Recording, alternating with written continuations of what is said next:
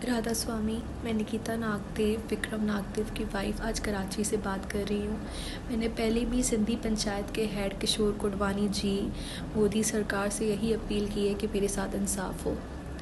अगर आज मेरे साथ इंसाफ नहीं हुआ तो हर लड़की जो अपने ससुराल में फ़िज़िकल अब्यूज़ का शिकार होती है, अपने हस्बैंड के धोखे का शिकार होती है, तो कभी किसी के साथ इंसाफ नहीं होगा। मैं आज आप सबसे रिक्वेस्ट कर रही हूँ कि आप लोग सिर्फ मेरे इंसाफ के लिए मेरे साथ खड़े रहें। मुझे और कुछ भी नहीं चाहिए। 2020 में मेरी शादी हुई थी विक्रम नागदेव के साथ 26 जनवरी को। मैं 26 फरवरी को विक्रम नागदेव के साथ इंडिया आई थी। कुछ दिन उनका बर्ताव मेरे साथ बिल्कुल ठीक रहा, लेकिन कुछ दिन के बाद उनका बिहेवियर मेरे साथ बिल्कुल चेंज हो गया। मुझे समझ ही नहीं आया कि ऐसा क्यों हो रहा है। कुछ दिन के बाद जब मुझे पता चला कि मेरे हस्बैंड का अफेयर है, वो भी मेरी जेठानी की खाला की बेटी के साथ, जिसका नाम शिवानी डिंगरा है।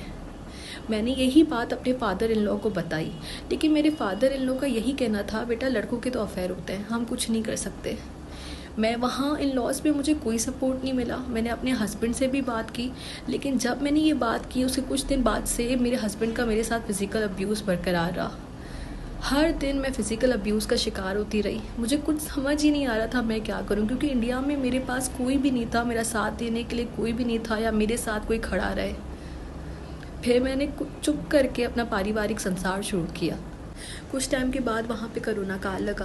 कोरोना काल में मैं अपना बी फॉर्म वहाँ पे सबमिट करी थी, लेकिन मेरे हस्बैंड ने मुझे रोक दिया। मेरे हस्बैंड ने कहा कि अभी अगर तुम्हें अपने माँ बाप से मिलना है तो तुम 1 महीना वहाँ पे जा सकती हो। अगर तुम्हारा बी फॉर्म यहाँ पे सबमिट हो गया तो तुम 3 साल तक पाकिस्तान नहीं जा पाओगी। ये कह के मेरे हस्बैंड ने मुझे पाकिस्तान भेजा। जब मैं यहाँ पर आई, मैं 1 महीने की परमिशन लेके अपने हस्बैंड से बाकायदा पाकिस्तान आई थी, जो कि उन्होंने खुद मुझे भेजा था। जब मैं यहाँ पर पहुँची हूँ, कुछ दिन बाद मैंने अपने हस्बैंड को बोला कि आप अभी वीज़ा के पेपर्स मुझे भेज देना कुछ दिन में, ताकि मैं वहाँ के लिए अप्लाई कर दूँ, क्योंकि वीज़ा आने में टाइम लगेगा। मेरे हस्बैंड ने मुझे कहा कि मैं तुम्हें वीज़ा के पेपर्स भी नहीं भेजूँगा, ना मैं तुम्हें इंडिया बुलाऊँगा। ये कह के उन्होंने मुझे ब्लॉक कर दिया व्हाट्सएप से। मुझे कुछ समझ में नहीं आया कि ऐसा हो क्यों रहा है। उसके बाद मेरे फादर इन लॉ ने हमें फ़ोन किया, मेरे पापा को फ़ोन किया। उन्होंने कहा कि आप हमारे भाइयों के घर जाएं, हमारे भाइयों से बात करें। उन्होंने हमें हर जगह पे जलील किया। हमें कुछ समझ में ही नहीं आ रहा था। जो लड़की 1 महीने के लिए अपने माँ बाप से मिलने आई थी, उसका पूरा जीवन इस तरह से लुट गया। क्या कोई भी लड़की अपने ससुराल से अपने माँ बाप के घर आएगी तो क्या वो कभी भी अपने घर नहीं जा पाएगी? क्या कभी भी वो अपने ससुराल नहीं जा पाएगी? क्या हम लड़कियों का कोई भी घर नहीं है? जब भी हम अपने माँ बाप के घर आएंगे तो हमें ससुराल वाले इस तरह से धमका के हमें अपने माँ बाप के घर ही बिठा देंगे। अब जाके मुझे पता चल रहा है कि मेरे हस्बैंड ने वहाँ पे इलीगली शिवानी डिंगरा से एंगेजमेंट की है, जबकि उनकी वेडेड लीगली वाइफ यहाँ पे पाकिस्तान में अपने माँ बाप के घर बैठी है।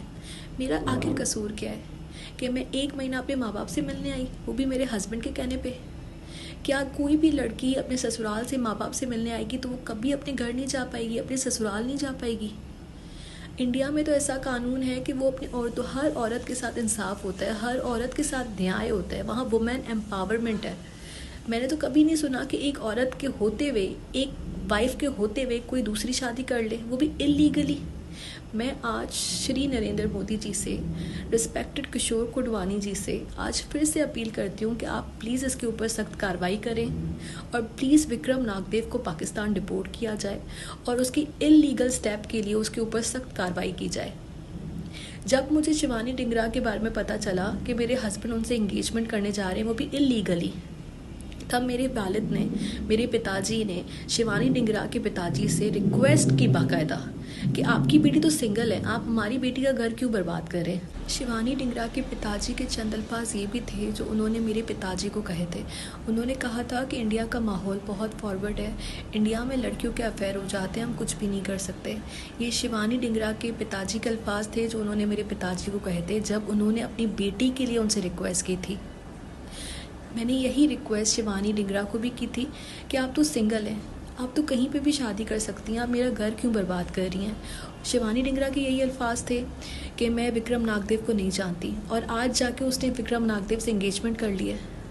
मैंने उसको 100 बार ये रिक्वेस्ट की, 100 मैसेजेस किए हैं कि आप प्लीज़ मेरा घर बर्बाद मत करें।